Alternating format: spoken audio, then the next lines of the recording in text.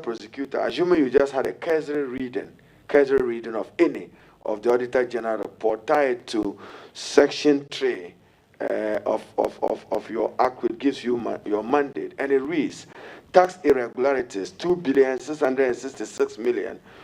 It says cash irregularities, 276,624,000. It reads further, contract irregularities, that is 77,000, still state money. And then payroll irregularities, 469,953. Outstanding debt, 201,000. You just read this, and you are a special prosecutor. What will ring in your mind, and what would you want to do to protect the Ghanaian public purse with these continuous abuses? Thank you, Chair. What rings in my mind is that if it means that I have my job clearly cut out for me, that it is an uphill task. Once again, I'm not naive to assume that it is going to be a stroll in the park. And I would recall what I said earlier in terms of the innovations that I'm going to bring on board to ensure that the office is methodologically run with deliberation to achieve the objects under Section 2 as married with the functions under Section 3. Chairman, the nominee responding to a question posed by the Honorable Muntaka, he was driving you towards conflict of interest. You want your law chamber to run. You have worked on LNG and contract and GMPC.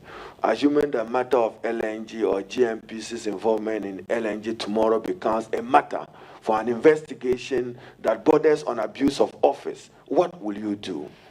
See, in that regard, Honorable Chair, we acted as lawyers. We have given our advice in respect of the transaction, and we've pulled out.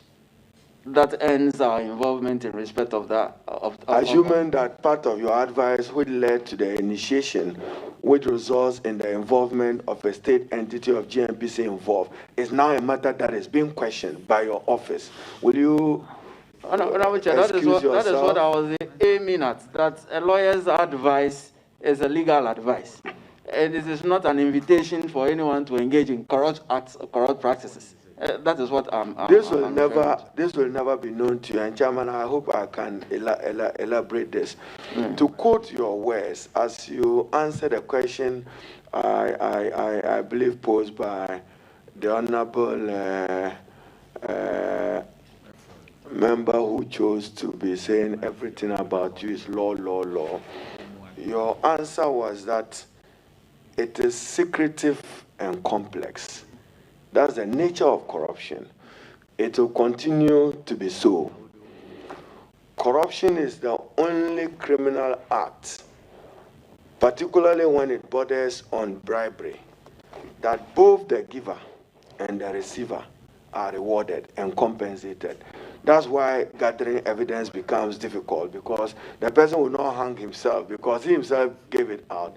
I'll read something somewhere in order to be able to benefit from a bureaucratic process. So given that it's secretive, it's complex, give us an assurance. Every other person from 1979 through 81, military interventions in Ghana, corruption was cited as a bane. Even yesterday, it is still a bane.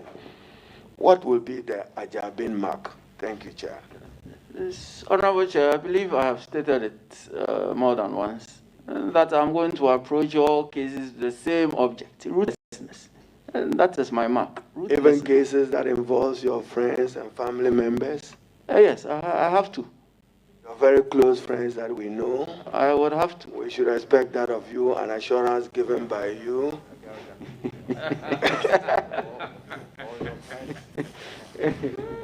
Yes, I want an assurance from you. Yes, I'm giving that assurance. What I meant by what I said earlier is that I am going to approach every case, every specific allegation of corruption-related offenses with the same object. Yeah, I've been researching further on it, and I'm quoting from Liu, 1985, Huntington, 1968, and their argument that corruption serves as an incentive payment to remove government-imposed inefficient rules.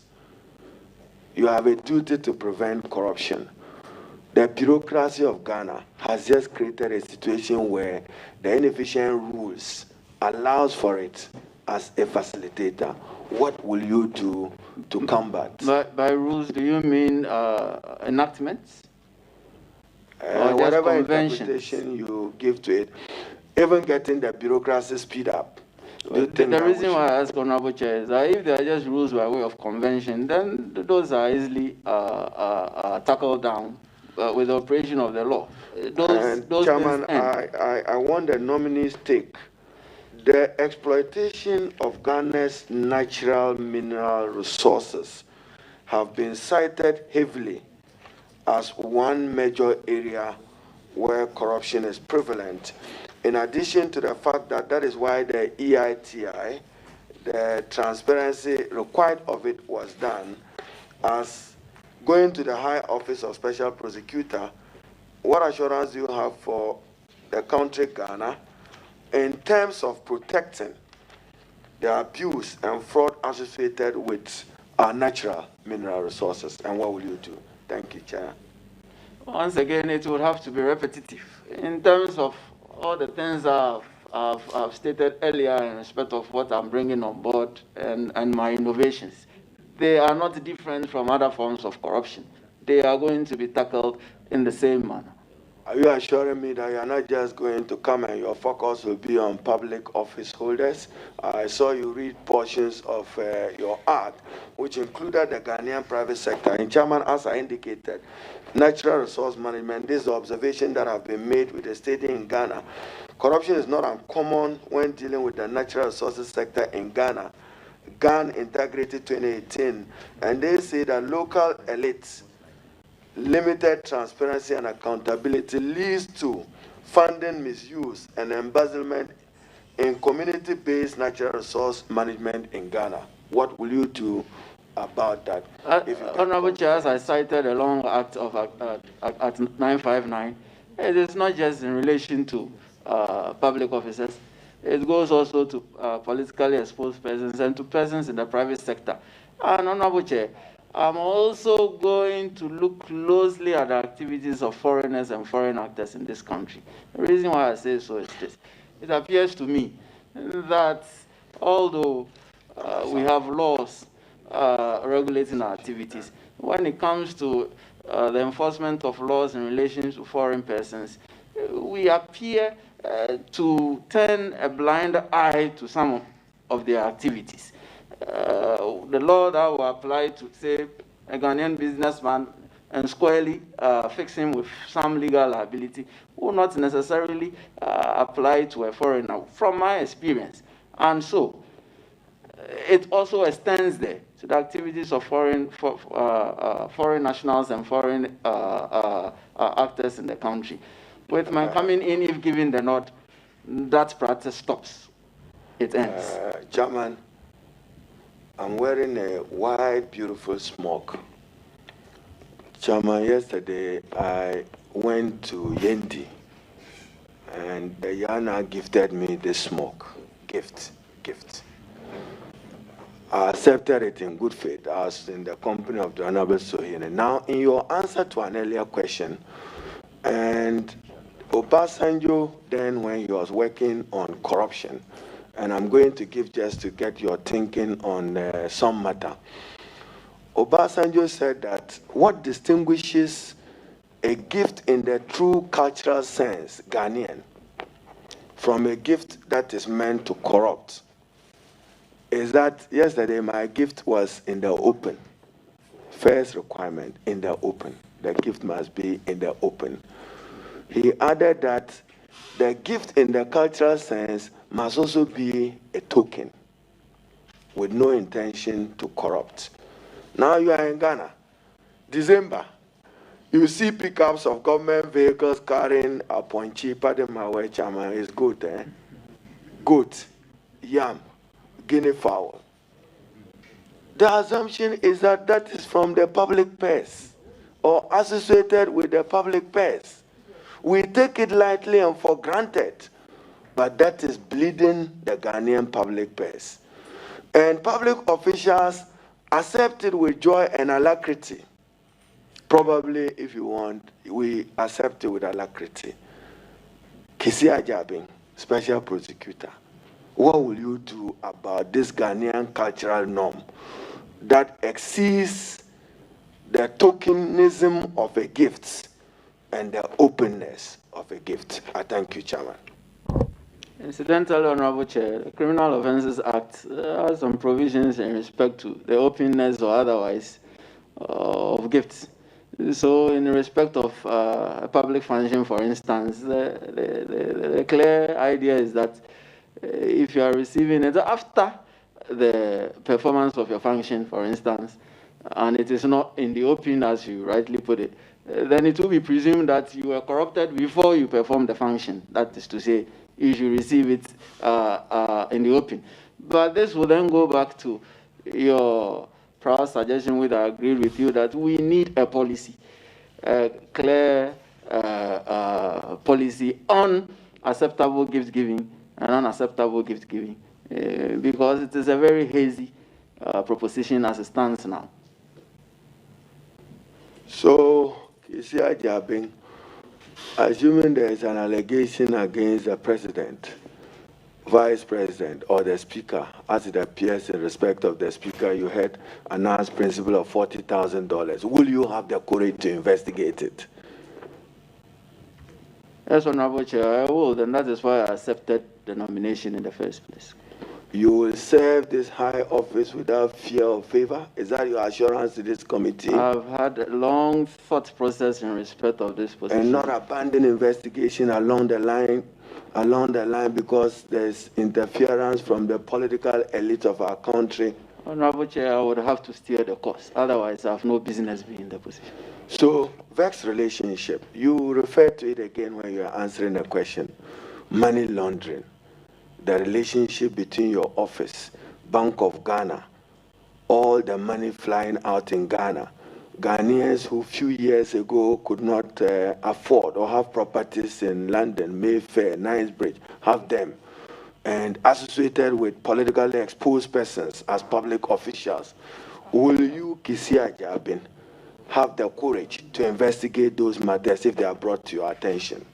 Once again, the principle I enunciated stands. If you are unable to reasonably explain... And you share the view that that probably have been acquired from wealth that cannot be explained. Will you do that? Honorable Chair, that is what I was on. That the principle I enunciated stands. That if you are unable to reasonably explain as matched against your lawful income, you would have questions to answer to me if given the nod. Now, this is not for your answer. I'm sure the whip raised it because Parliament is here. The leadership is here. Deputy Speaker, who chairs this committee, represents Parliament. As for that house cleaning, it's not your work. It's for Parliament to clean itself of how they get elected and how they get to sit on this committee. But probably, you know that under the electoral laws of Ghana, what the Honorable Muntaka was referring to is unlawful. Are you aware? Yes, Honorable Chair. Will you exercise the gavel as special prosecutor that this is indeed unlawful?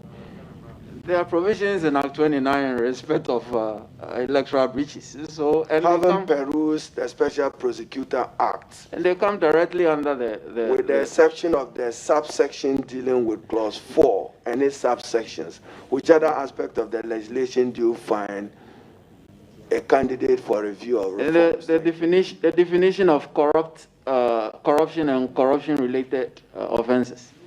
They're spelled out there. And these election infractions come under the purview of the office. If a minister awards a contract to the girlfriend, that's abuse of office or a member of, and you get to know, what will you do? Same principle, Honorable Chair. State the principle now. The principle is I'm going to look at every matter in the same way. Ruthlessness. The Ajabin principle is ruthlessness. Extended. Chairman, thank you very much. I'm done. Okay. I'll ask you a few questions. One of the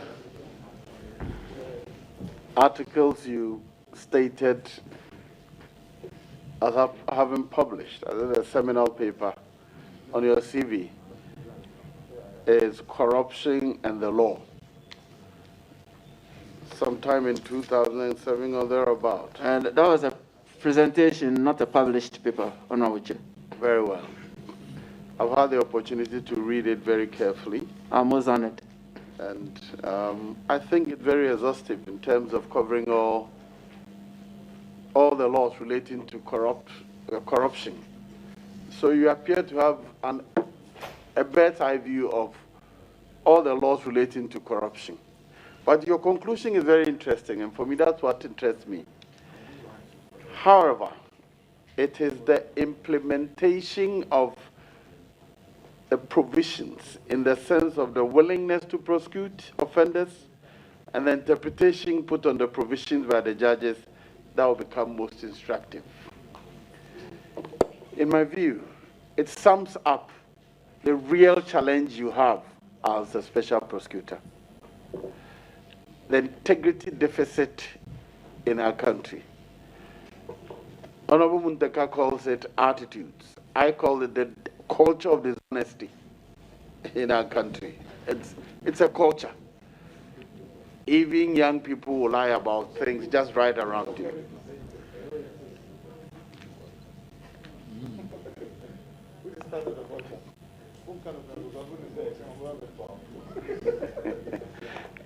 I'm saying your biggest challenge is how to first, even the officers you work with. In the end, you're the head. You send people on the field. You will rely on the report they will bring you. Whether or not the true reflection of the facts is a matter you have to deal with. Whether or not people will give you the true information is a matter you have to deal with. But how do you think we can deal with this canker, this culture of dishonesty, which, in my view, is engulfing us? I'll borrow from Honorable Chair, I'll borrow from the Honorable Buntaka's words again. Our attitude, that's the first thing. Because being appointed as a special prosecutor doesn't overnight make me carry a magic wand to quell all forms of corrupt practices. Without the cooperation of these agencies, for instance, as the Act itself spells out, without the cooperation of this House, the Act actually also says that this House can refer matters to the OSP for investigation and action. Without the cooperation of all of us, I will not be able to achieve much. So on this score, Honorable Chair, I will call on all of us, all Ghanaians. If we are tired of corruption, yes, we are tired of corruption. I need everyone's help. I will need everyone's input. Let's change our attitudes and let's fight this fight together. I cannot do it alone. I'm just but one person. I will need everyone on board. Honorable Chair. That is your real challenge, in my view, because everyone, I tell you, you'll find that everyone is not tired of corruption, as you suggested. That is why we have laws here. It envisages that some will still, no matter how costly it is, some will still engage in it. Well, somebody wrote an article that Ghanaians don't abhor corruption. And if you happen to be in a position of giving goodies, you will know that everybody thinks that he deserves it without going through the normal process. Who doesn't? If he doesn't get it, then he'll complain about the other person. That is the real Ghanaian attitude. I think that probably we should look at training young people afresh. I suggest that to you, that is a policy you should want to investigate, that probably we should start training new people with new values at the very beginning. Hopefully by the time they turn 20, 50. Somebody said that who would train them? I was discussing this with somebody and said, oh, what we really need to do is to go digital. Prepare the things we think can change people's, form new values on electronically, and send them to young people. They have, a lot of them have access to electronic gadgets, and probably we can turn things around. I mean, this is just my suggestion to you. On that note, thank you for attending upon the House to answer questions. You're discharged. Thank you so much, Honorable Chair. Well, before leaving, if I may acknowledge, Kwauman is here representing the Kwauhine in the person of the Marehine of the Kwau State, and then the Adonzine of Impraiso. You see, we have stopped acknowledging that. But like you said, I saw an MP striving and maneuvering. That is what we mean by as soon as we stop something, somebody wants to return to it. Honorable Chair, pardon me, this is my first time here. And be warned that you are not guilty of corruption of the process before you start. Thank you very much. It has been an honor. Thank you. You are discharged now. Thank you.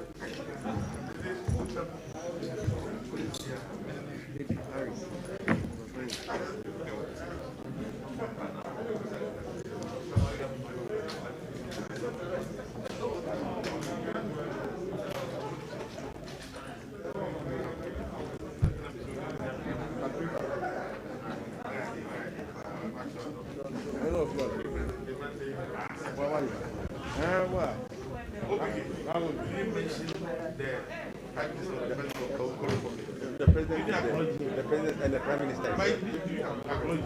No.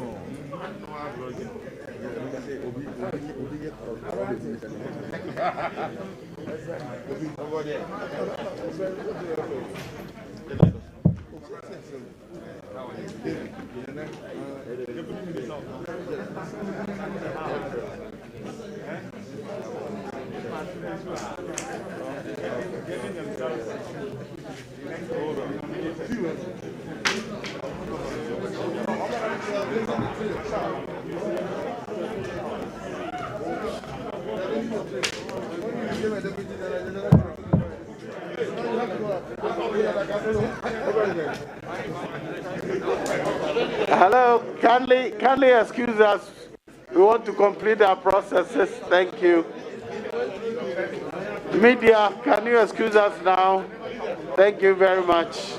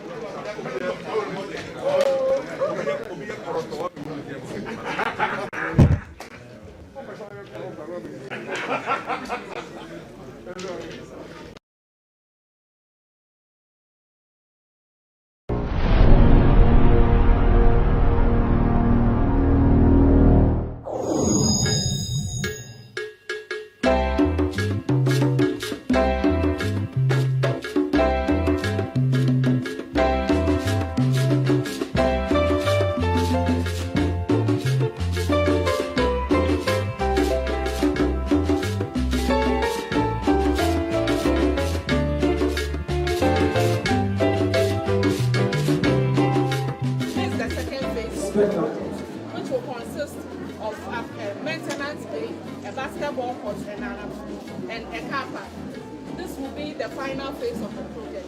This is the transit quarters. So this, the whole project, this is how it will be. Yes. But this is the first phase that has been completed and we are commissioning it. Thank you, sir. Thank you, sir.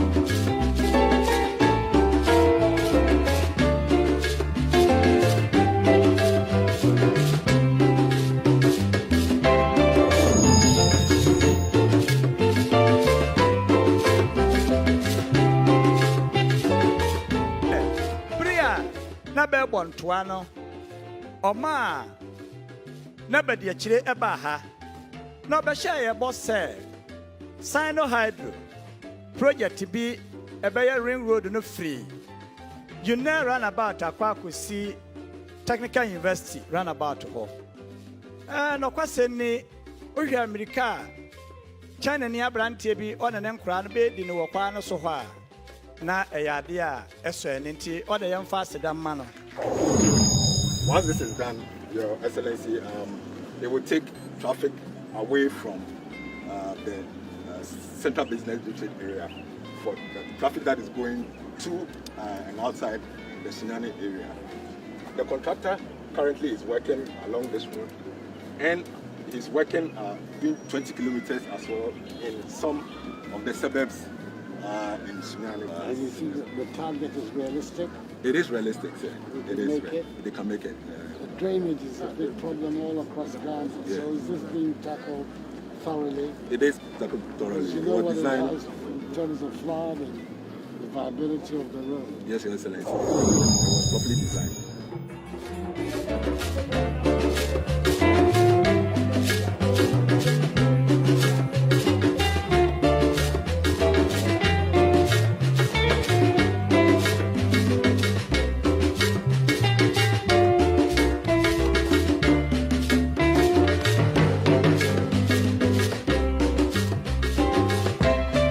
One district, one factory. Mapani or Shebo, or Bayer or Ghana. No, you said, the second idea.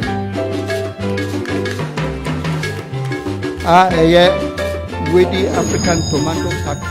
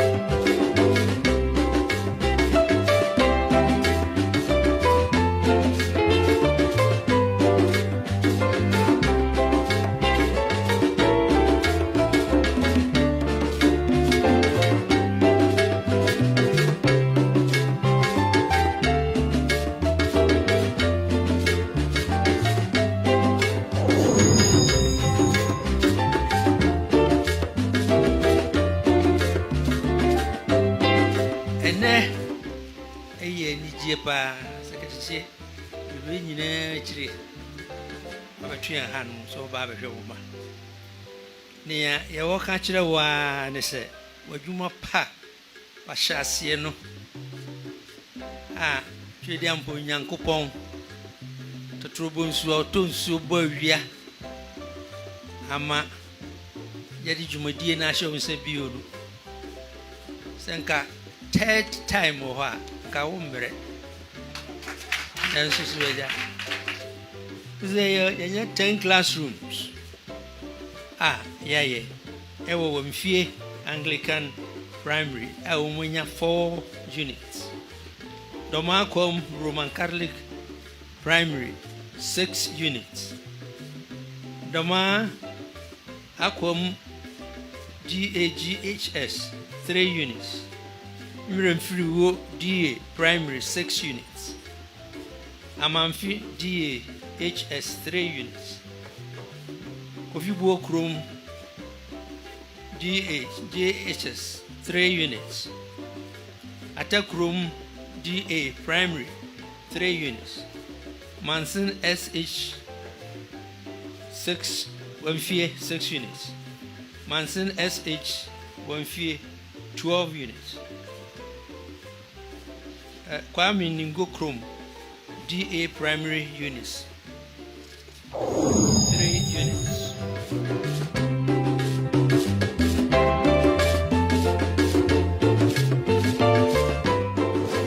This project started in June 2021 and the duration is 18 months and it's supposed to finish in December 2022. Currently he has done clearing and formed the road up to the 21.2 and he's supposed to do major activities like culverts, earthworks, and other drainage structures that are yet to start. We'll come back in 18. Yes. Yes.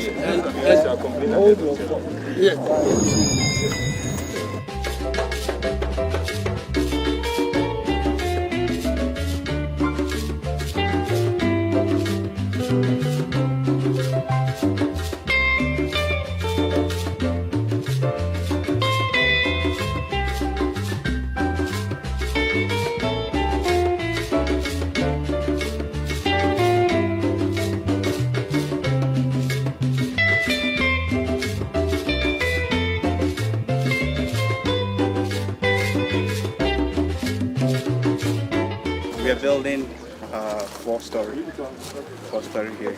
The project began in April, and we are on schedule to finish by next year. Next year when? April. A year? Yes. A year? A year. So we'll be here in a year's time to take you up on your completion date. We'll make sure we get it done for you. We'll get it done for you.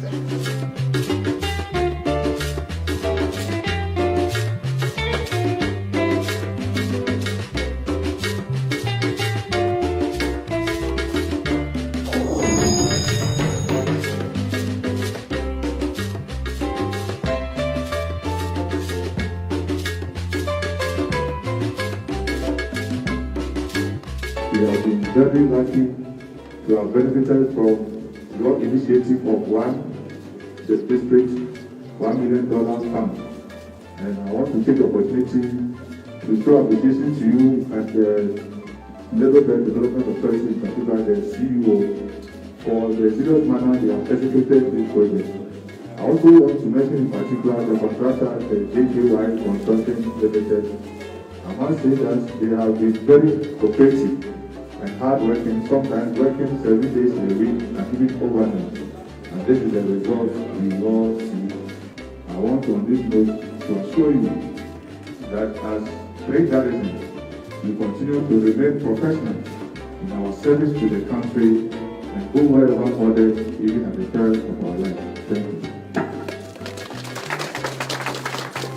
So we're doing this in the name of the Father, the Son, and the Holy Ghost. Amen.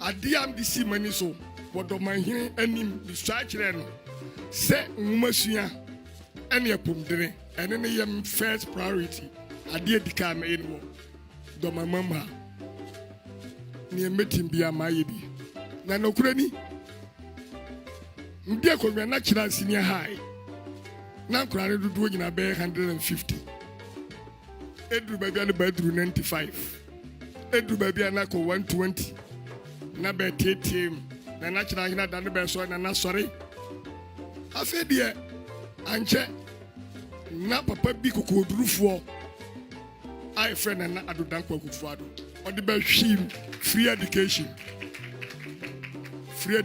no nam ka nyame animunyam se kira senior high year 2155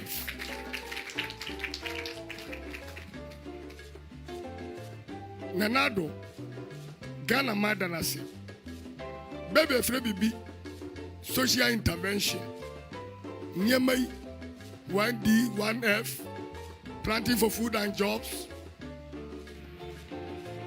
But was so some waka afama ban juma ye free SHS the party for food and jobs, one district, one factory now say Nema ban for so amount for Bidas Papa. And they teach you infrastructure for schools. Now bus na ku for them am when and say when America crowd miss me the bus we bring school. A kwana walk town road and now can was a car road na ye share town roads no a car home the can be also no so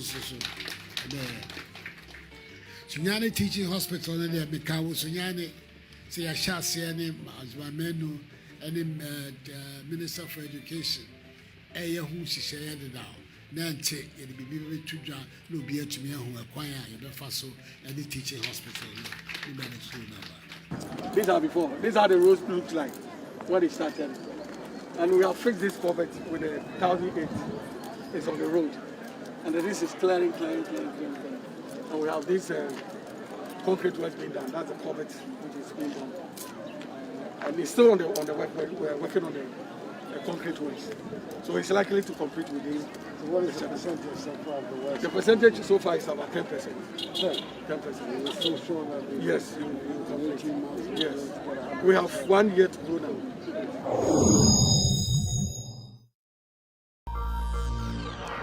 You're watching Eye on Africa here on France 24. I'm Julia Kim. These are the headlines on the continent.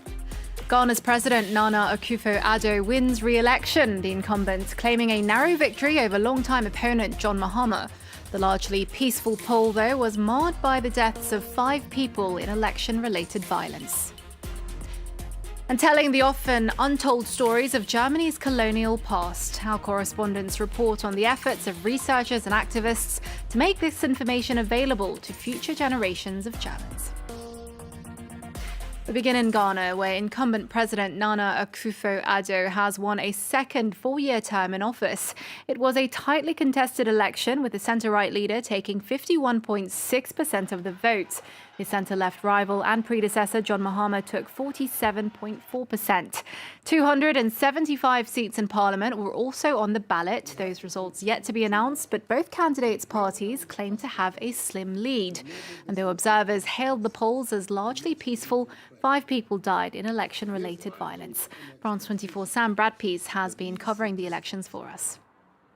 Can't really say that the election was definitely going to Akufo-Addo. Most analysts that we spoke to before the polls opened said that simply the race would be too close to call. And when you actually look at the results, you can see that Akufo-Addo, I should say, only won by 4 percentage points. That was in contrast to 9 percentage points back in 2016. So you can see his lead really narrowed there. Now, election analysts will make their own kind of dissections of the results in the coming days and weeks. But really, you can look at a couple of reasons as to why his lead closed this time around. Partly, in all likelihood, I should say, because of his free SHS policy. This was an introduction of a policy to increase high school attendance.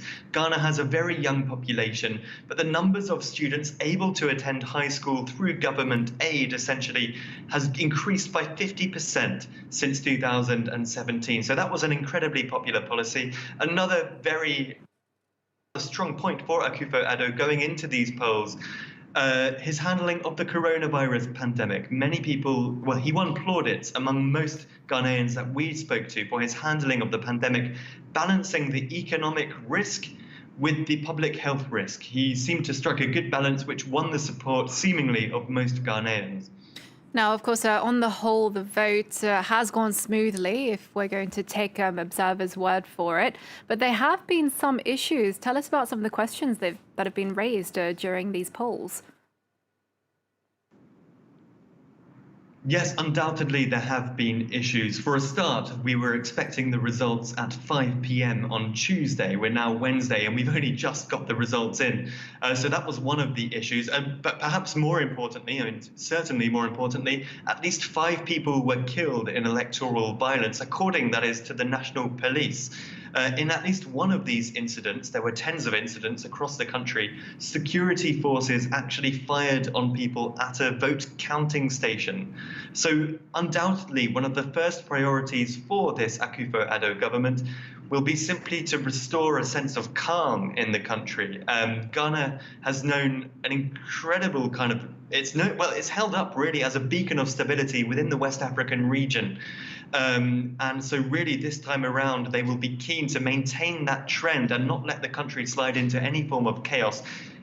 The history since 1992, the introduction of multi-party democracy, suggests that that would not be the case. But again, the number one priority in the short term, at least for this government, will be to restore a sense of calm and maintain the Ghanaian faith in the democratic system.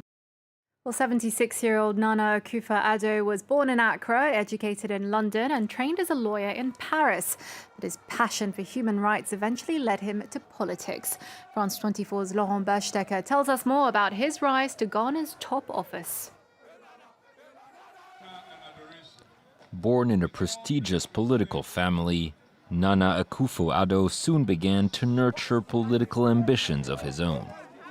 In the 1970s, his pro-democracy ideals saw him declared persona non grata in Ghana, forcing him to flee to the UK, where he continued to criticize the excesses of his country's military rulers. After returning to Ghana, Akufo-Addo joined the NPP Liberal Party in the early 90s. In 2001, he entered government under the presidency of John Kufuor, who named him Justice Minister before transferring him to the Foreign Affairs Department in 2005. In 2007, Akufo-Addo stepped down as Foreign Minister in order to run for president, but the NPP candidate was defeated by John Adam Mills in a tight electoral contest. Akufo-Addo tried again in 2012, this time losing to John Mahama. Yet he refused to give up, and in 2016 his third attempt saw him elected President of the Republic at 72 years old.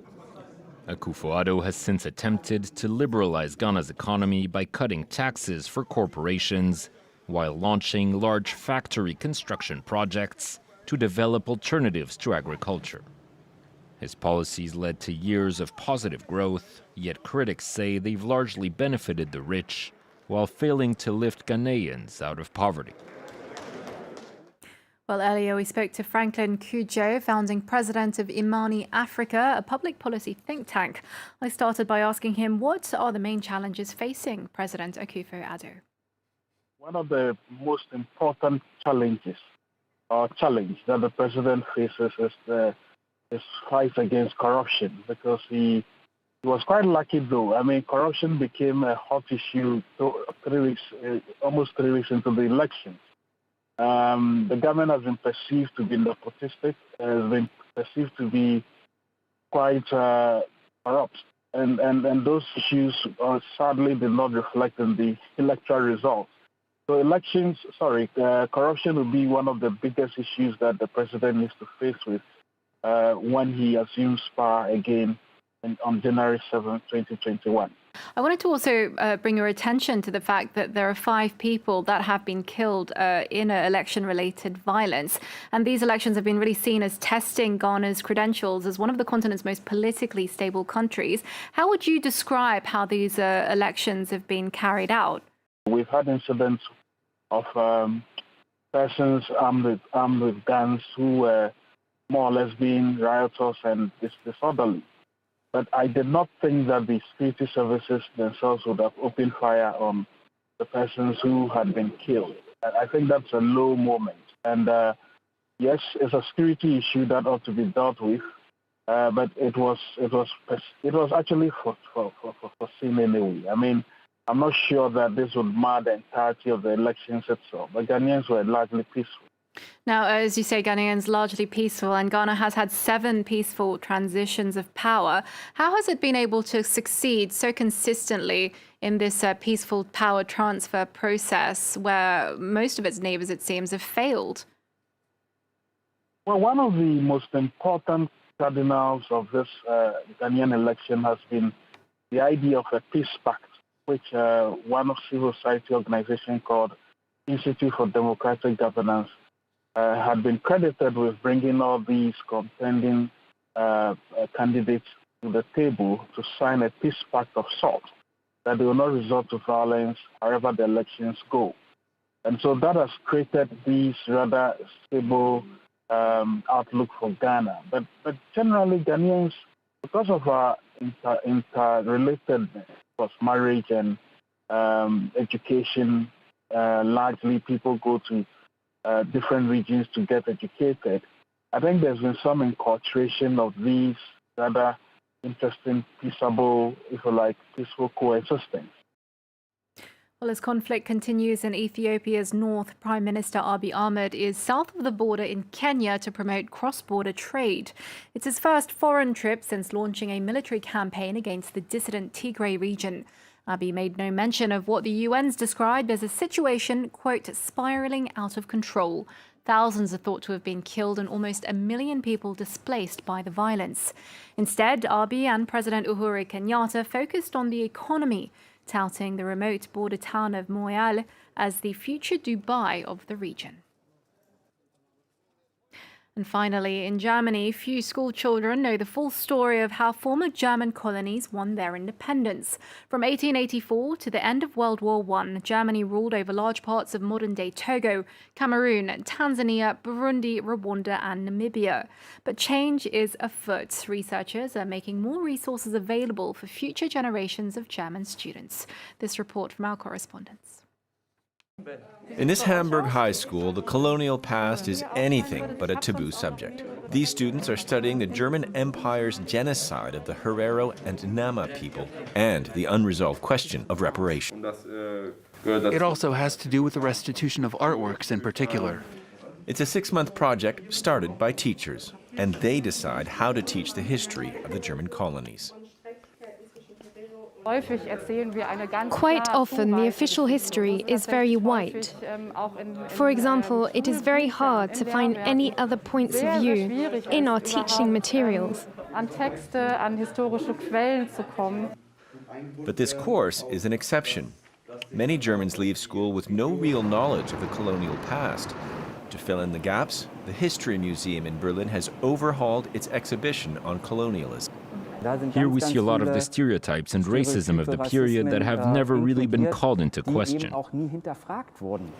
And so it's producing teaching materials to change that. What happened in the 19th century still has consequences. The borders that were drawn, the consequences of post-colonial migration from the African continent, for instance.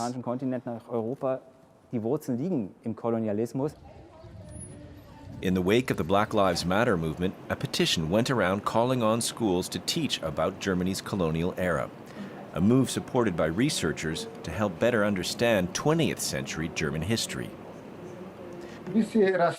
Certain racial policies of the Third Reich, for example, stem from what happened in the colonies. The first so-called German racial state was created in Southwest Africa. For long little known or hidden, the time seems to have come for Germany's colonial past to enter the history books. Well, that's it from us. There's more news coming up. Stay tuned to France 24.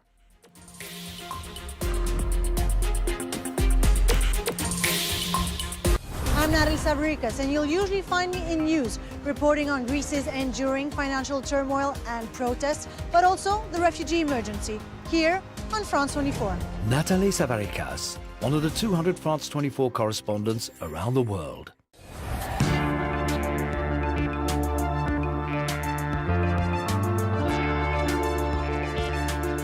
France 24, a different point of view. Liberté, égalité, actualité. The world is ever changing. The news doesn't wait. That's why at France 24, we'll always be there to help make sense of world events. For the best international coverage, 24 hours a day, no matter what, France 24 is with you everywhere, all the time. Liberté, égalité, actualité.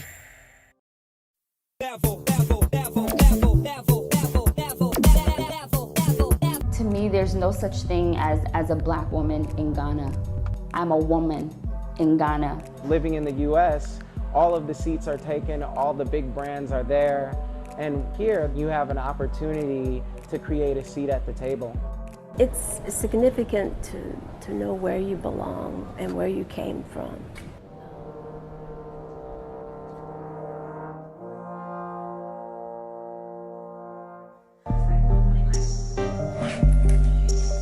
For Angela Matthews and Cindy Myers, this morning marks the start of a trip they never thought they would make.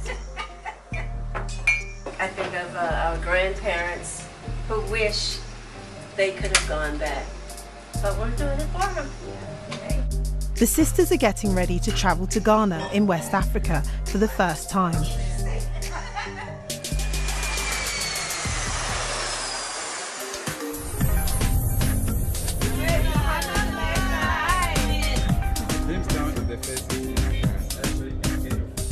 This group could have visited this country any time, but they chose this year.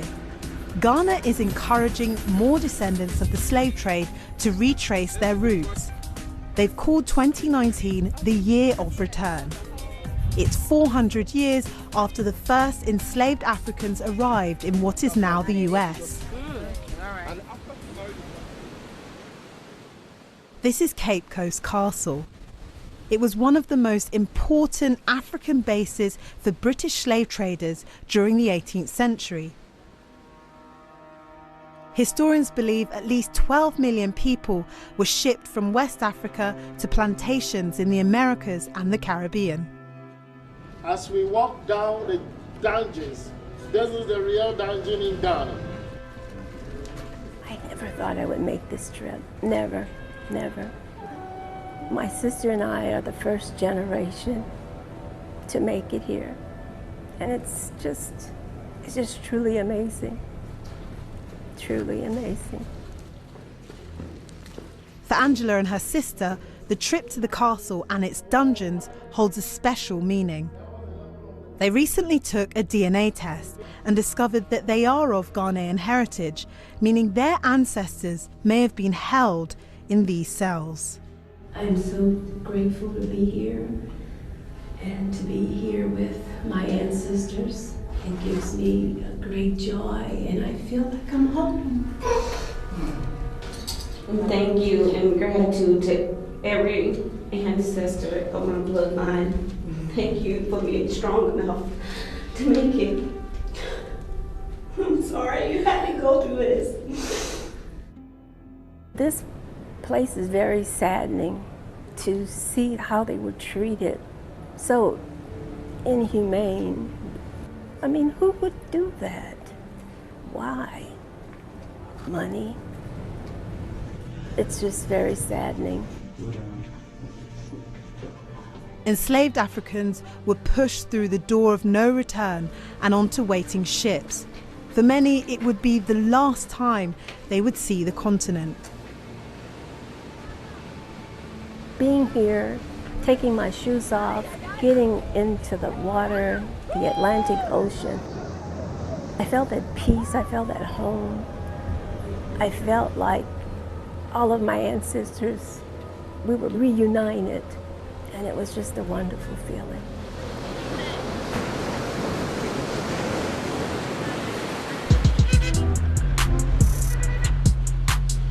For some Black Americans, Ghana is more than a holiday destination. This is very busy, hustle and bustle. Right down the street is Oxford Street, the main street where people go out. Ghana's economy is attracting young people who are searching for more than their identity. My name is Voltaire Exodus, and I'm a consultant, and I'm a founder of the company WeUp. I've been here 5 weeks, and when I hit the ground, I really tried to build my network as much as possible, going out to different spaces and events. You are new in Ghana, you're not really familiar with the African print, so I'm trying to combine things that you can wear and then wear in Ghana and wear it out there. But why would someone who has never even visited Ghana before choose to move there? For me, being in business, it's an opportunity to be a part of creating a city and a country that's emerging. So living in the US, all of the seats are taken, all the big brands are there, and where here, the cement is wet, and you have an opportunity to create a seat at the table. Everybody is born with a gift. The question is, how much do you water that seed of potential? But he admits it's not just about the money. The main differences of my life in Ghana and the US is the peace. Ghana is a very peaceful place. This is where you get comments from your friends like, be safe, right? And they actually live in Chicago, Illinois. There's a lot of violence in the city of Chicago.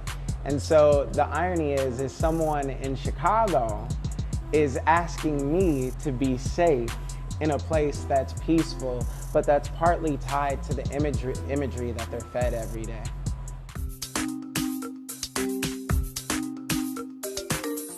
This is Lakeisha Ford. 5 years ago, she decided to move to Ghana to start a new life, and with it came a new sense of identity. To me, there's no such thing as a black woman in Ghana. I'm a woman in Ghana. We are all black. I don't see color here because I'm a part of the majority, and I think that's a privilege and a luxury. She was born and brought up in the US, and her move to Ghana was about starting her own business, but it became more than that. This place, as in the African continent, specifically Ghana, has restoration for people of color in the diaspora. You know, I want to show people that this is not just an alternative, but a real option to live your life and be successful. Yeah, this is We found 2 partners that would support us with finding. Lakeisha has no plans to move back to the US, and she's encouraging others to join her. Any black person that is in the diaspora, a trip needs to be made to the African continent. There's almost this like undefined closure that happens. You didn't even know you needed this. You don't even know you need closure in a certain light, but coming here, you get it, and there's almost an alignment that happens.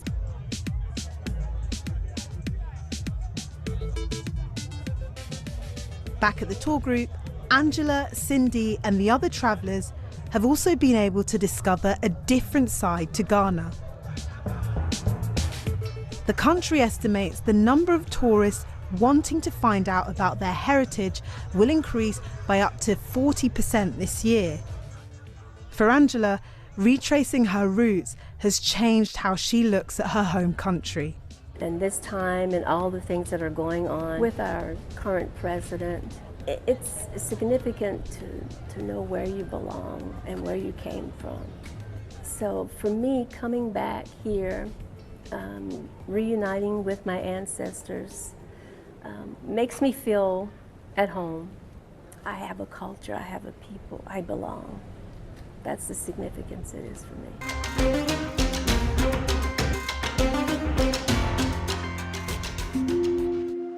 Returning to the land of their forefathers in search of inner peace. It has its ups and downs, of course, but I love being near the water. I love the peace. It's taken time for Cicely Williams to adapt to her new life in Ghana, but she was pushed to make the move, saying she no longer felt at home back in the United States.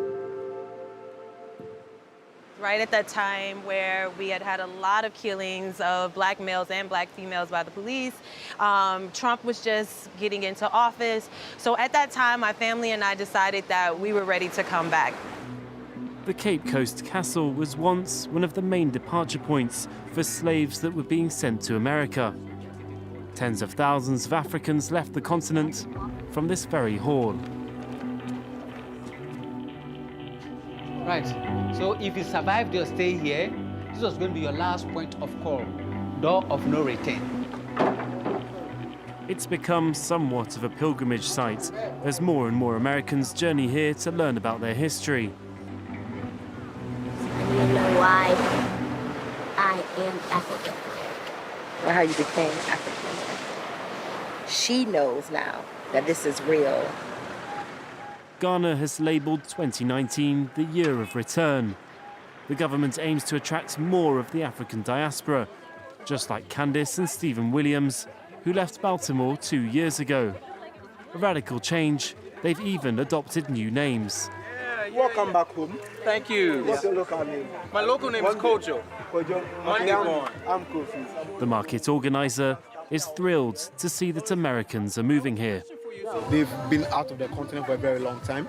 They've acquired a lot of knowledge. Africans still need a lot of knowledge to develop it. Yeah, we've seen a lot, so we are happy. And I, for one, am happy. But despite his warm welcome, integrating into Ghanaian society hasn't been as straightforward as they'd expected. You know, because of our complexion or our accent, some people refer to us as white. You know, they don't know what a black American is. And despite being swamped in red tape and the trouble of finding a job, the former instructor has no regrets. You can see my hair was a lot shorter then. Their children and grandchildren have all stayed behind.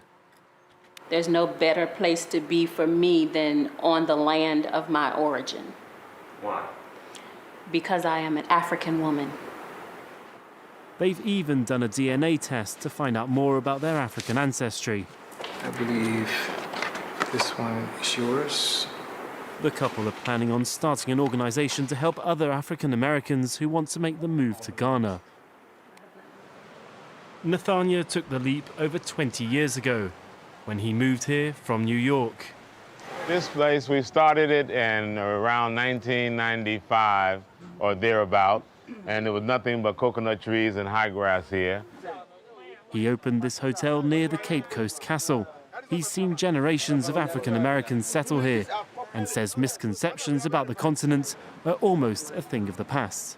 African Americans are now opening up to the reality that Africa is not a land filled with jungles and people living in tree houses, and you know, people are seeing that there's real development and growth and opportunity going on in Africa.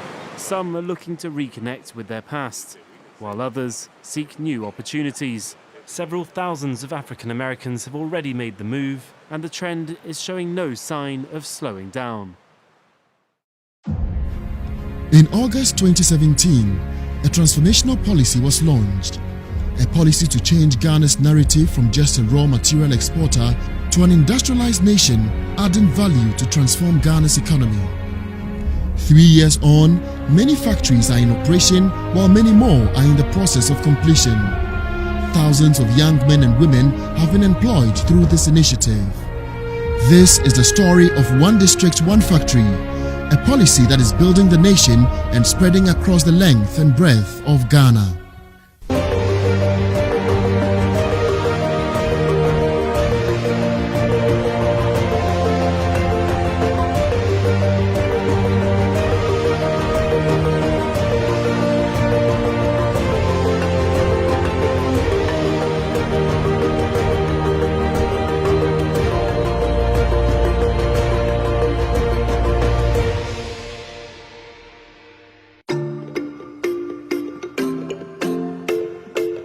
The central region of Ghana was the birthplace of President Akufo-Addo's industrialization agenda. From ground zero, the Kumfi Fruits and Juices Limited was cushioned by government to initiate the industrialization agenda.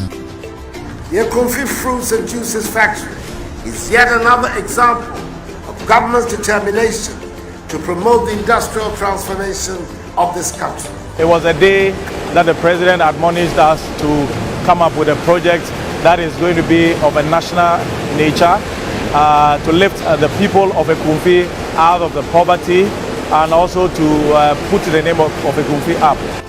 This was a complete startup company.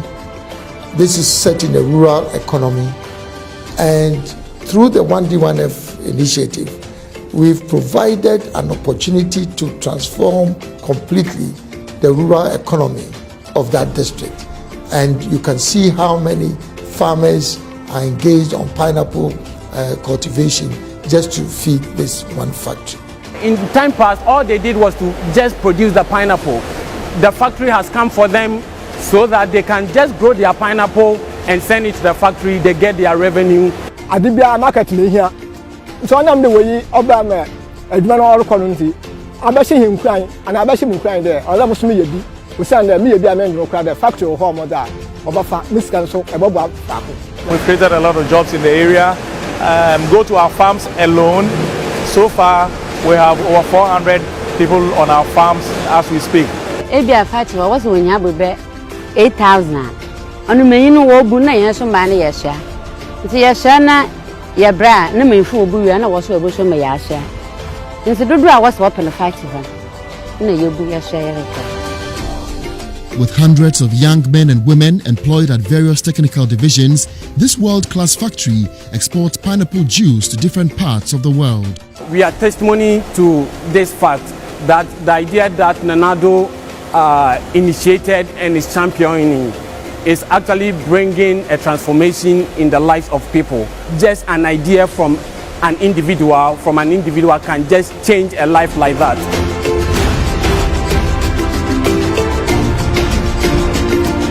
In Tamale, the capital of the northern region, Motor King Assembling Plant, a factory under the One District, One Factory policy, is advancing the country's automobile production. The reason behind bringing this company to the north is because the northern part of Ghana are mainly farmers. And these products we bring to the north are also used by most farmers for transporting their farming produce to wherever they are sending them for the market. When they bring the motor parts, we'll bring the parts to the fixing site. We'll fix the tires, fix the front shock, bring the frames and fix it. We'll put the engine, put the seat, face, the canopy. The fifth position is to put the bucket. When we put the bucket, that's the final place, and we will check it and give it out for sale. My name is Bobana Cynthia. I started working in LK International in 2019. I've learned how to assemble tricycles, both diesel and petrol. We the young boys, we were not doing anything. We were sitting at home, roaming about. And when Motor King came, it helped us, it supported us in our financial special, we those who are working here. At the end of the month, we'll get the salary, supporting our family and then our parents. Motorbikes and tricycles from this factory is exported to Ghana's neighboring countries.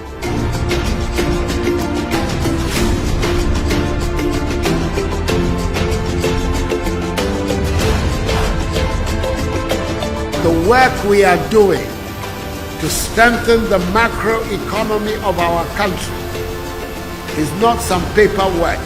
It is not talk work. It has to do with creating the conditions for investment in our country. And so long as I'm your president, that discipline is going to be there in the management of the national economy.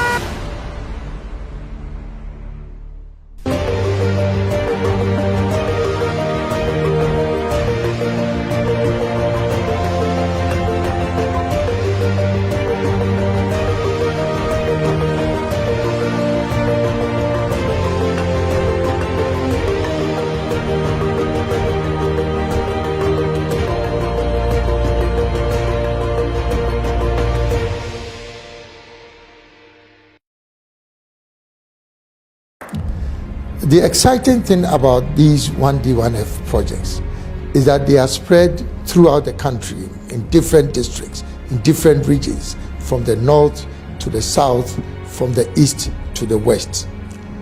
But it goes beyond that, because it is also capturing new enterprises, at the same time capturing existing enterprises that were completely demobilized and almost dead, which have been resurrected.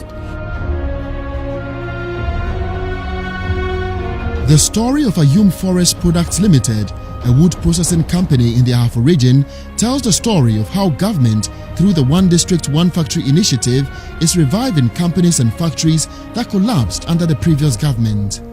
I started Aduma 2001. The time I started Aduma, na ekoso pa na ekoso yi. Until the year Aduma na 2013, 14, 15. After the na Aduma collapse.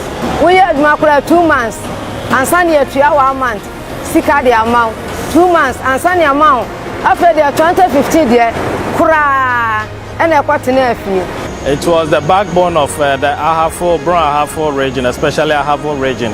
At the time, it had a lot of employment, especially people from outside and residents here in Mim. Intina brabon mu aya dinye ya ma school sam de ye bedie woton ade korampa ye nto intina ba ho hie mu pa. It was resurrected in 2020 in March through the policy of 1D1F introduced by His Excellency Nana Addo Dankwa Akufo-Addo. Intina maya niji e maya ho keka so se so ya share adwuma na ase no ye nya bi kura so eto aduane e maya medie. The first day I remember when we finished doing our transport and then we tried to maintain our trucks and then we tried to even test it in the town, the anxiety and then the way the people in this region was jubilating as if all their problem is solved. And indeed, the problem is solved because we will say Ayuko to His Excellency President for supporting this company for us to come. Today, Ayum has been revitalized, re-employing hundreds of casual workers who were laid off following its collapse in 2016.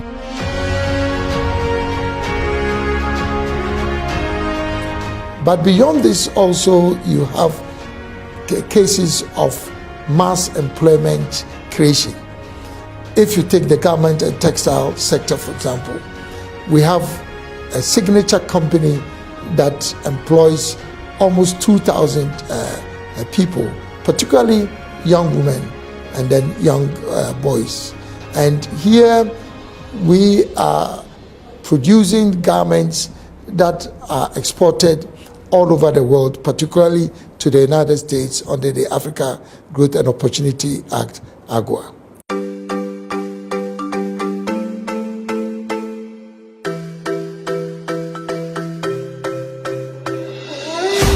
The story of One District, One Factory is not just about a government putting together state enterprises, but also about a government working in collaboration with the private sector to grow.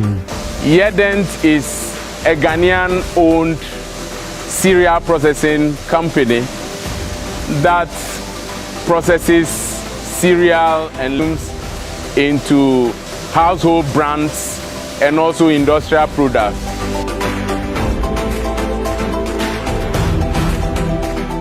Yedent got into the 1D1F program in 2018, and through the 1D1F we were able to get funding or facilitation from EcoBank to fund the almost $2 million project.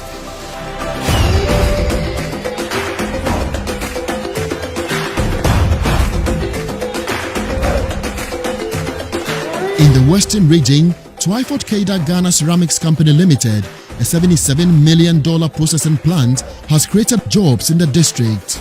The factory was commissioned by President Akufo-Addo in January 2018. We have recruited a lot, over 1,500 employees, which are local employees have been recruited. And out of this, about 78% are from the Western region. And out of these 78%, we have about 52% from the Sama district. This tells you that we have actually provided enough employment for the citizens of us, Ghana, and as well as the indigenous of the region. Muye school was 2017. Na muye na mete there under One District, One Factory. Company there about Bwaza or the Twyford. Na muye school na miye jumenya no na ma apply. Na employ mo jona miye no koni. Ejuma na mo komo no wa bom pen bedre.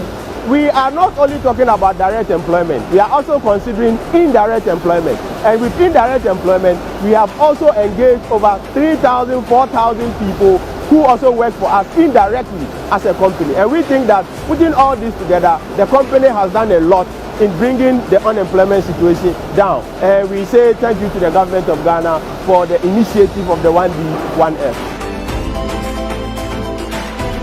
The operations of this factory has seen a significant reduction in the import of tiles into the country by as much as 14%, contributing significantly to the transformation of Ghana's economy.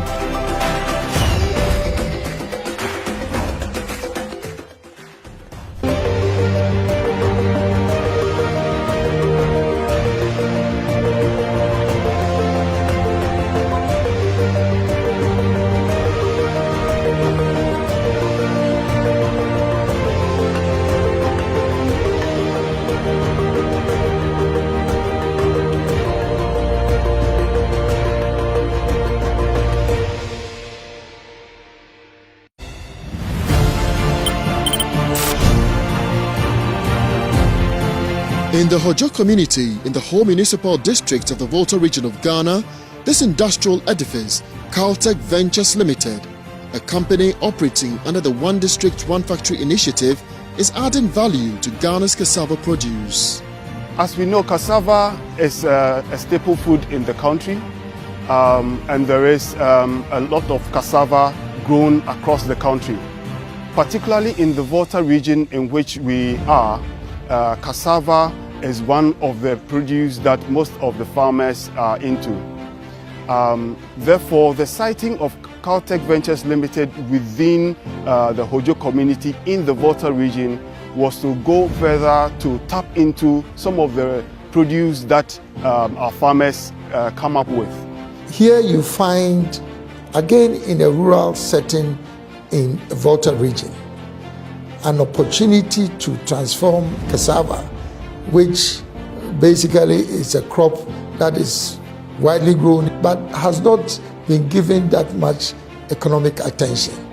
But here in Caltech, you have an opportunity of transforming cassava into alcohol or ethanol, and then also into derivatives of starch. Initial financial support was from the Exim Bank, facilitated by the One District, One Factory Secretariat in 2018. To get raw materials and harvested cassava produce to the factory, good roads are today available. It is as a result of funding facilitated under the One District, One Factory initiative. Heavy-duty tractors needed in plowing, planting and irrigating are now available on farms on Caltech's 3,000-acre land. Today, outgrowers have enough cassava seed to plant as a result of a multiplication project that enabled Caltech to tremendously increase cassava seed material. Their produce no longer go to waste as a result of the existence of a ready buyer. And for these women farmers in Hojo, working on a Caltech farm and earning a living is their source of joy. I'm Mary Akofa Ziga. I'm from Soga Copper here in the Volta region. I'm currently in Caltech Ventures Limited as a quality assurance officer. I was employed 2018 by Caltech. My role as a quality officer here is to coordinate feedstock from the supply chain to the finished product and to maintain quality in our final products. My name is Azuru Ebukari. I live in Volta region. I was employed as casual in Caltech in the year 2017. I've gotten the opportunity to be among the first cassava to ethanol production in Ghana here. That's helped me to build my skills and experience within the past 2 years. I can boast that I'm also a quality assurance officer anywhere I go. Caltech under One District, One Factory has helped me to learn a lot, which has improved on my life. And I'm thinking of by the next year, it will help me to get to a better stage, more than where I am today. By virtue of the One District, One Factory, Caltech today is existing, it is very strong. If Caltech hadn't been, I wonder what would have happened in this crisis when we cannot import the quantities of ethanol that we require. And therefore I believe that the One District, One Factory has come in at a very good opportune time to ensure that as a country we are able to sustain ourselves, we are able to produce our own goods and to be able to serve our economy.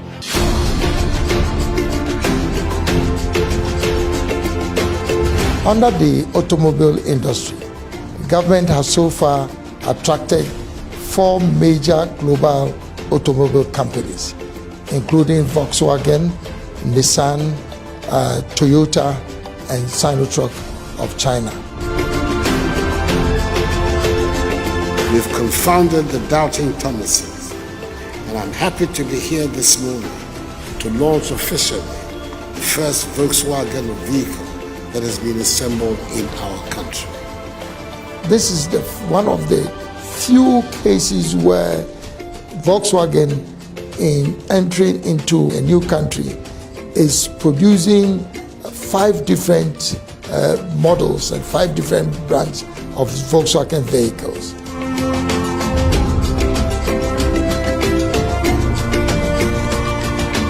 confident that we in Ghana are on the cusp of a bold new beginning in our country, which will repudiate our fast receding culture of failure.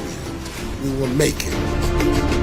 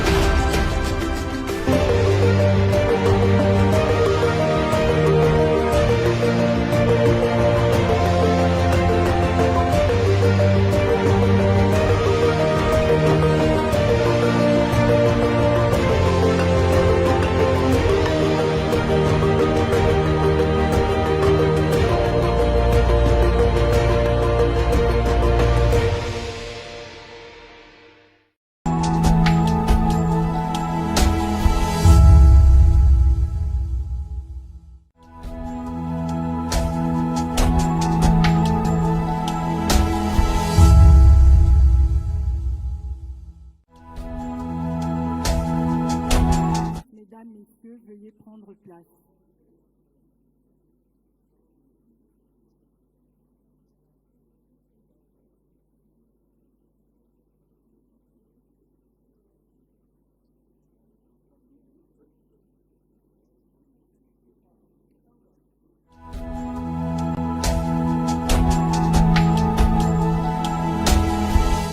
Please rise to welcome.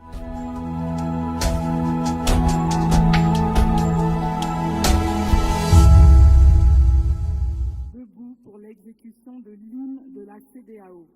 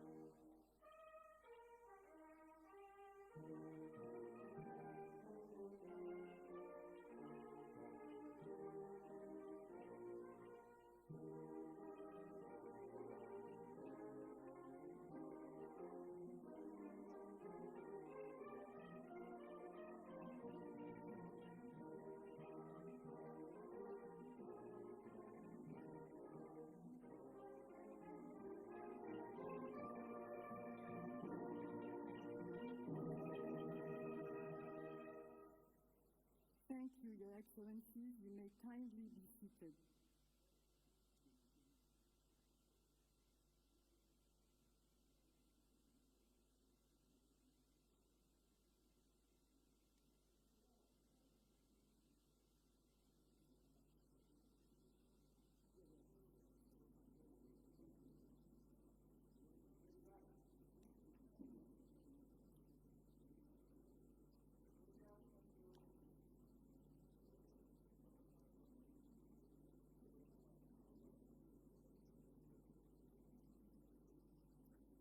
Your Excellency Nana Addo Dankwa Akufo-Addo, President of the Republic of Excellencies, members of the ECOWAS Authority of Heads of States and Governments, Your Excellency Dr. Goodluck Ebele Jonathan, former President of the Federal Republic of Nigeria and ECOWAS mediator from Mali, Your Excellency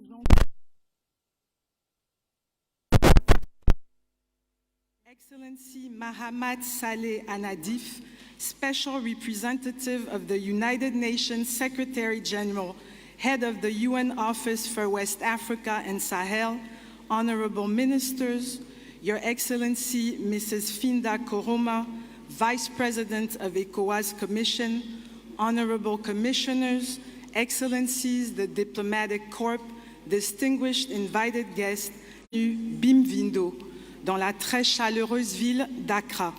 Ce jour, jeudi 16 septembre 2021, se tient la session extraordinaire de la conférence des chefs d'État et de gouvernement de la CEDEAO portant sur la situation politique en République de Guinée et Mali.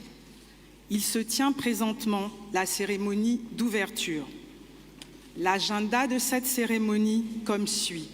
Un discours d'ouverture de son Excellence Nana Addo Dankwa Akufo-Addo, président de la République du Ghana, président en exercice de la conférence des chefs d'État et de gouvernement de la CEDEAO. Puis, la conférence des chefs d'État et de gouvernement procédera en huis clos. I now have the honor to invite His Excellency Nana Addo Dankwa Akufo-Addo, President of the Republic of Ghana, Chairperson of the Authority of ECOWAS Heads of State and Government, for his opening statement.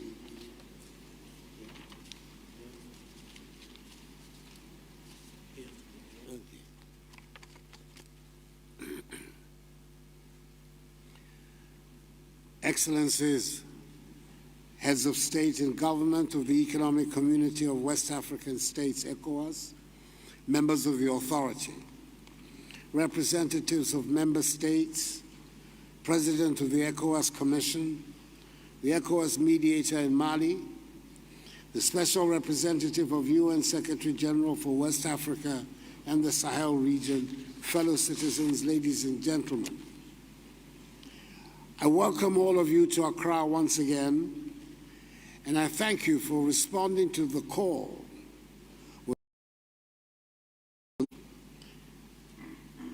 with our deliberations centering on the happenings in Guinea and Mali.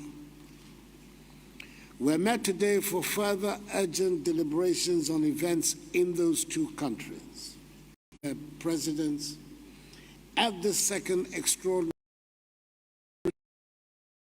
summit on the political crises in Guinea and Mali is a clear manifestation of the solidarity and commitment of the ECOWAS community to the democracy, peace, prosperity, and unity of the region. Excellencies, as we all know, there was a coup d'etat in the Republic of Guinea on 5th September 2021, and President Alpha Condé has since been detained by the military. That same day, we issued a strong statement condemning the coup, demanding his immediate release, and the rest have also condemned the coup. In discussing this issue during our virtual conference of 8 September 2021, we reiterated our condemnation, suspended Guinea forthwith from membership of our organization, and decided to establish immediately to Guinea a high-level ECOWAS mission composed of the chairperson of the Council of States, the Ghanaian Foreign Minister, the Honorable Shirley Ayoko Boutre, the President of the ECOWAS Commission, His Excellency Jean-Claude Brou, the Foreign Minister of Burkina Faso, the Honorable Alpha Bari, and the Foreign Minister of Togo, the Honorable Robert Dussey, to assess the situation in that country and report back to us. The delegation went to Guinea on Friday, the 10th of September, met the military leaders, and saw President Alpha Condé in his place of detention. They have made a report to us, which will be the basis of our deliberations at this emergency summit on Guinea. We will receive also a report from the mediator of the Malian crisis, His Excellency Goodluck Jonathan, the former President of the Federal Republic of Nigeria, on developments in Mali. We are required to take informed decisions on these matters. I count on you, Excellencies, to help proffer durable solutions to the crisis. And I'm confident that, as in the past, we will rise to the occasion. I wish us fruitful deliberations, and I thank you for your attention and declare this opening ceremony closed.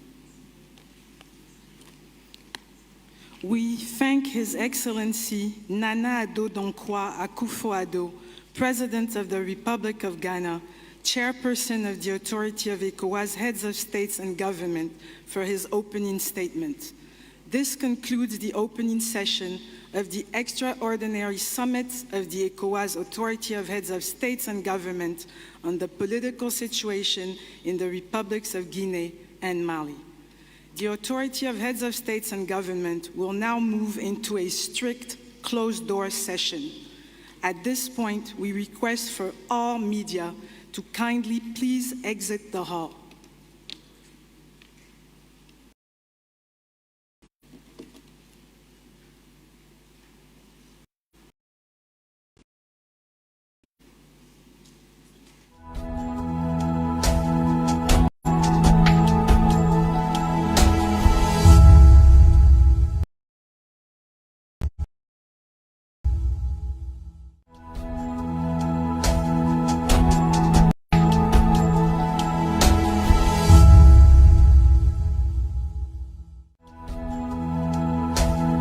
And the drafting team are to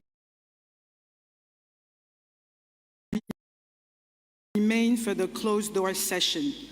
For member states,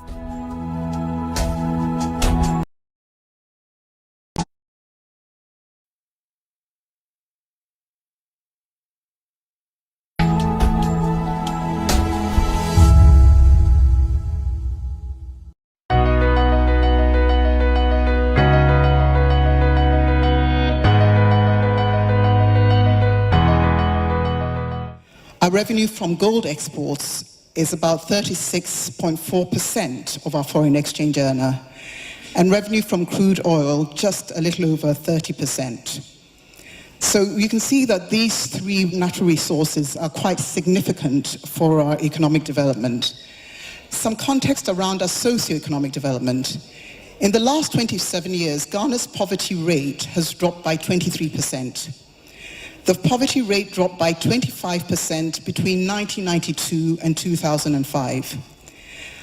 Our Human Development Index value for 2018 put the country in the medium human development category, positioning it at 142 out of 189 countries and territories. Below the average for countries in the medium human development group, but above the average for countries in sub-Saharan Africa. And between 1990 and 2018, our AGI value has increased by 31.1%. So my first question to the panel, and I'll start with the Honourable Minister, is what do we mean by economic transformation? And is my assumption about sustainable and inclusive socio-economic development right? So this sounds like an A-level Section B question. But Excellencies, ladies and gentlemen, good afternoon, and let me congratulate the organizers for creating a platform like this. I think for me the simplest way to explain economic transformation is a transformation in the microeconomics of people that impacts in their quality of life on a sustainable basis. Whatever you are doing at the high levels and the macro figures that you are churning out, most importantly, it must reflect in the lives of people. And that is what we seek to do with all of that we have been trying to develop in our country in recent years. Every country in some part of the world has its own endowments. And no doubt that Africa is endowed with a lot of natural resources. The data suggests that about 30% of the world's known mineral resources reside in Africa. And Ghana plays a key role in being a leader in exploiting those resources. The broad policy objective is that, yes, while you are developing people, while you are leveraging technology and digitization, as Honorable Usu Akufo was talking about, the broad policy objective is how do you exploit these natural resources in a responsible and sustainable manner, and in a manner that impacts on the economic fortunes of, yes, the greater community, and most importantly, citizens. That's the big policy objective. Now, for centuries now, and maybe some 50, 60 years now, we've been operating a particular model, essentially, which is to give somebody a concession to exploit our resources, and then he typically tells us how much of the resources he was able to exploit, and he will pay whatever taxes accrue, and then we are supposed to use that to meet our myriad of needs as a country. And it comes with its own challenges and its successes in its various ways, because what you want to do is to get some money for the treasury, get jobs for the people, get value for the local community, and also let it translate into development. But like I mentioned, this has had its own challenges. We have in recent years shifted to what I'll call a new model, where apart from, let's say, gold and diamond, a lot of which was already given away as concessions, we're now, particularly for the new minerals like bauxite and iron and steel, etc., what we are doing is to develop a new framework that allows us to have our own development corporations as a first step. Second, to begin to shift from the old model of just extract and export. So now you're moving to a model where we want to add value to a lot of our mineral resources. Because if you look at the global value chain, and you look at how much of it we get at the end of the day, we are cheating ourselves. So the next thing we're seeking to do is to add value to it. For the new resource areas, and even for some of those that we had recently discovered, like oil, we're also paying a lot more attention to local content.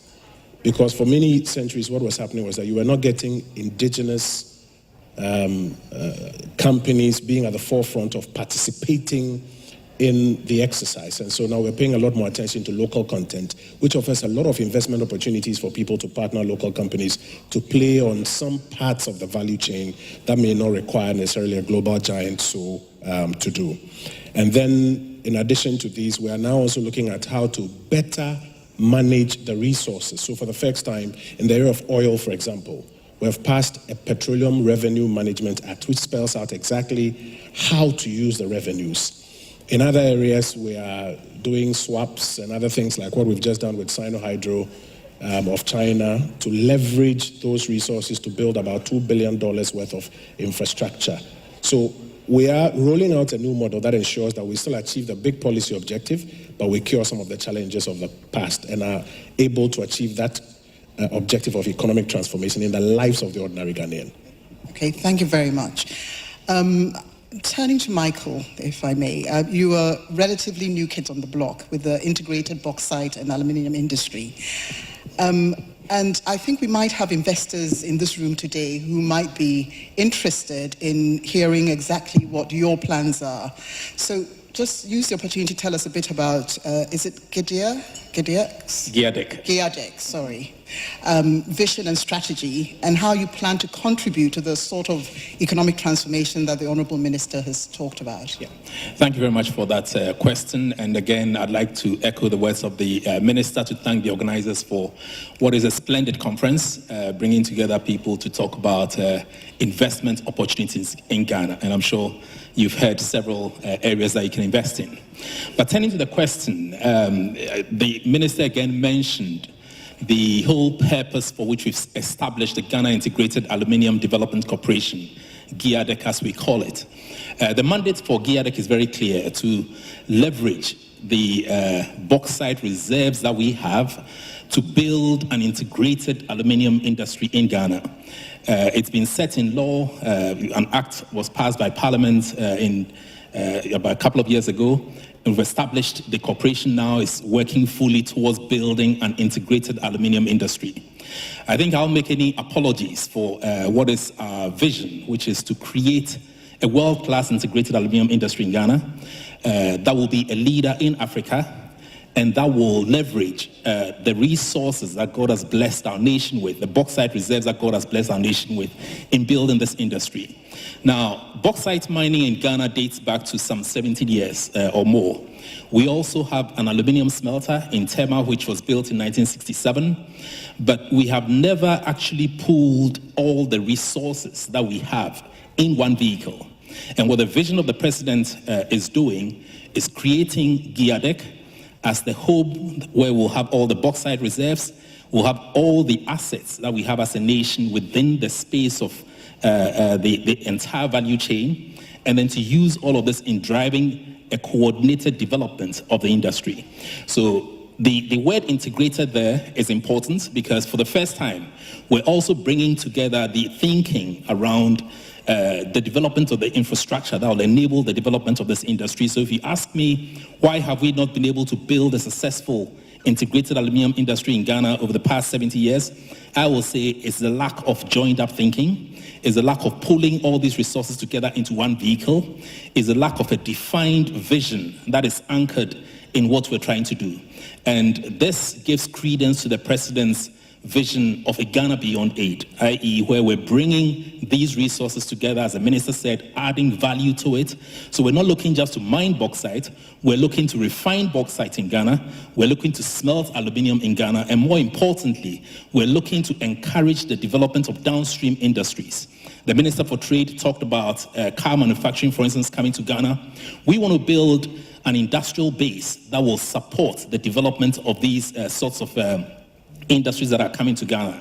And that is what the economic transformation is all about. It's about creating jobs, building a strong economy that is anchored across, this whole value chain and developing this in its essence. Your other question also related to the strategy of GIADEC. And essentially, we have in the region of about 900 million metric tons of bauxite in Ghana.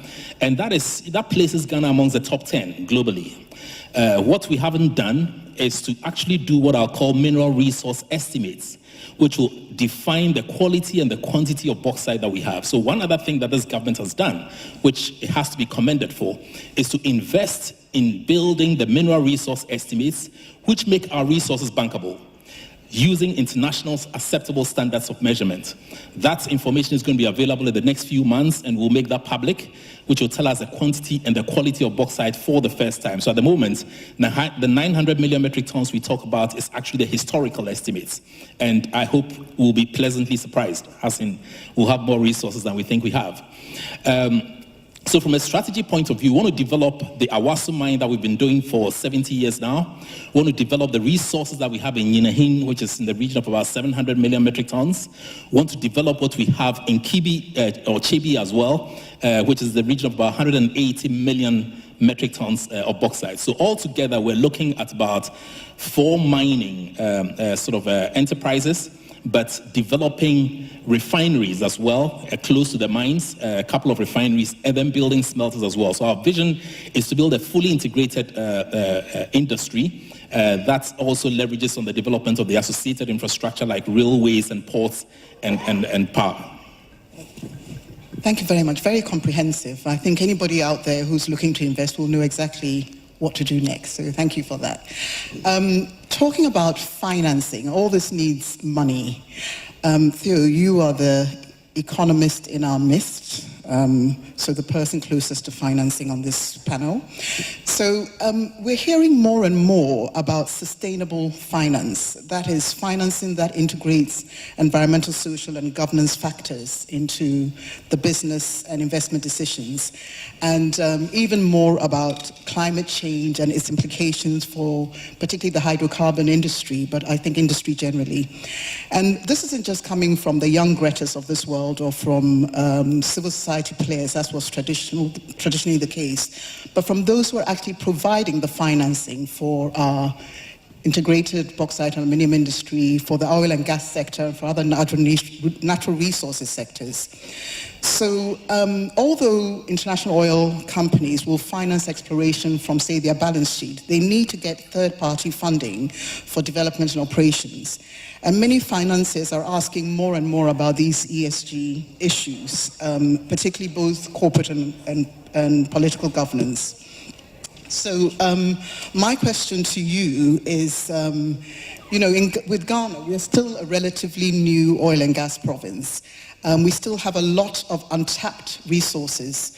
What does Ghana need to do against this global backdrop to attract the investors into the oil and gas industry across the value chain, as the Honourable Minister has said, to achieve the level of economic transformation that we need? Okay, thank you very much. And once again, thanks to the organizers for inviting me and inviting us to this panel. I think it's a big question you've asked. Naudeko could use sentiments as being an A-level exam question. But clearly, we need money and we need the resources to extract the natural resources that we've got on the ground and then turn it, into valuable, useful product. Historically, the issue has been that we often have stopped at the first or the second stage of the processing, where you just get the material and then you turn it into some intermediate product. But we will now want to move into more final end user products. So using the example of the integrated aluminum industry, you want to move from bauxite to alumina, and then you smelter into aluminum. It requires considerable resources. Traditionally, the financing would have come from European or Western-based banks together with their private sector companies that would come in stream. However, what we've seen over the last 15 to 20 years has been a diversification of those sources of funding. So you would see a lot more Asian, entities, or Chinese-backed specifically entities, bringing in the financing or partnering with some state-owned enterprises to extract the resource. The ESG issues have not really been on the agenda. They are coming in most or more recently, to the extent that if you look at, there was an article on the FT a couple of days ago where most of the European banks and the people in the City of London are pulling away from these fossil-based or natural resource-based investments. So what that means is then that we need to look elsewhere for those finances. And if we are wanting to approach, for example, the Asian-related, transaction partners or the Chinese transaction partners, we need to adopt some of these standards and then, fit it into our own. So, there's been a big issue in Ghana in the last couple of months on the Etiwa bauxite range. And both civil society and a couple of people raising fundamental questions about the environmental social impact assessment, of that, and how that is being factored into the investment decision process going forward. I think it's going to become more and more on the agenda, but for your traditional sources of financing, i.e. the Western-based financial hubs, you would actually find them demanding a lot more. So for example, before a project would be sanctioned, they would want to see, environmental indicators. They want to see social governance indicators. They want to see to what extent is the resource actually going to create or lead to developmental outcomes. So then we've moved, or the conversation has moved from economic transformation to economic development. We have always been discussing this transformation for as long as I've been, in school. In fact, you could go back to the structural adjustment, in the mid-80s, and you can go back to post-independence, but we still haven't managed collectively to move from transformation to actually development. And that's where I think when we incorporate some of the ESG indicators, then one way you're also tying in the hands of the financiers to, think about wider or broader, developmental, issues. Just a quick point though is, with the Asian financiers, I think there would also be a pressure on them to, at the moment, you don't have ESG necessarily playing a big part in terms of the investment decisions they make. So you go to China and they're still building a lot of coal-fired power plants. But I think for us in Ghana and then in Africa at large, we would have to think much wider about the ESG issues. So with climate change, most of the estimates actually would indicate that we stand to bear the biggest brunt of the impact, of climate-related issues. Thank you very much. Korea, when we met last week to discuss this panel, you talked about some factors that wouldn't necessarily be front of mind for people when talking about economic transformation in this context. You mentioned the capacity and competence of us, Ghanaians, whether it's government or private sector, to negotiate terms that are a win-win for both investors and businesses in Ghana as well as for the country. The need for international companies who are coming into the country to properly understand the context in which they are operating. And I have to say that it always astonishes me. I discussed this when I find visitors to the country coming and wanting to see the minister the next day. And I always think, well, if I went into your country and want to see the minister the next day, you'd be looking at me like I was a crazy woman.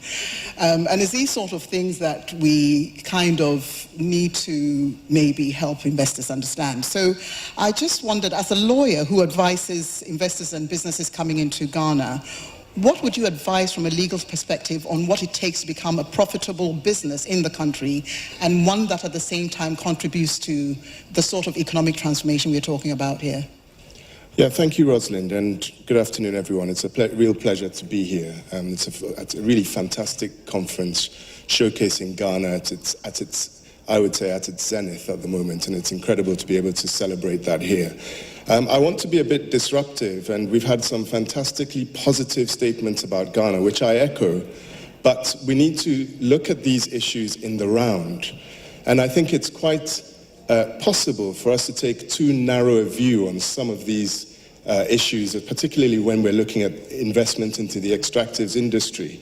Ghana is entering into a phase of new and rich opportunities to exploit our natural resources.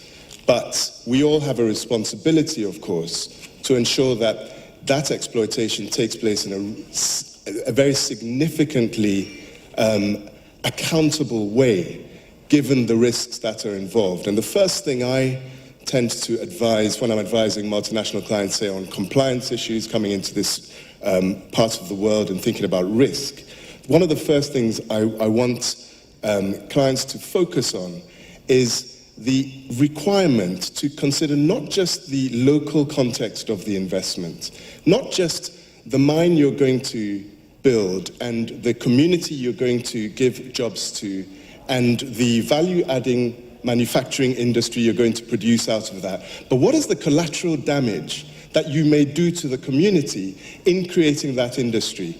We're creating a number of innovative industries for Ghana. And at the same time, we have a concomitant responsibility to ensure that we make those industries responsible ones. And we're not just looking at responsibility to communities in Ghana. The world is looking at us. The world is considering the way in which we extract these natural resources, because what we do here impacts on the rest of the planet. There are statistics which are heartbreaking that say that in Ghana today, there is more plastic in our ocean than fish that we can extract for feeding our communities. Now that is a serious recent development. Do we want the rest of our natural resources exploitation to go the same way? We have been mining gold for over a century in an industrial way. But today we cannot look at our gold industry, which is an industry which really should be, and quite often is marked out as a leading industry in the world for gold, and say that we've dealt with some of the collateral problems around it. We have a huge problem with Galamsey. We have problems coming down the river, literally, in terms of the contamination of our water sources, which are being caused by that. Now, if you are a private sector organization coming into Ghana, into the extractives, and you're thinking myopically about the benefits you're going to create in this specific industry and not looking downstream, there's a problem waiting to happen. And international NGOs, international organizations, the international media, as well as our local media and local stakeholders, are watching us. It's fantastic we have an information minister who has these skills and has incredible record in the media and appreciates these issues. But we need to ensure that we extract responsibly. And those are some of the things that I try and guide clients through when looking at risk.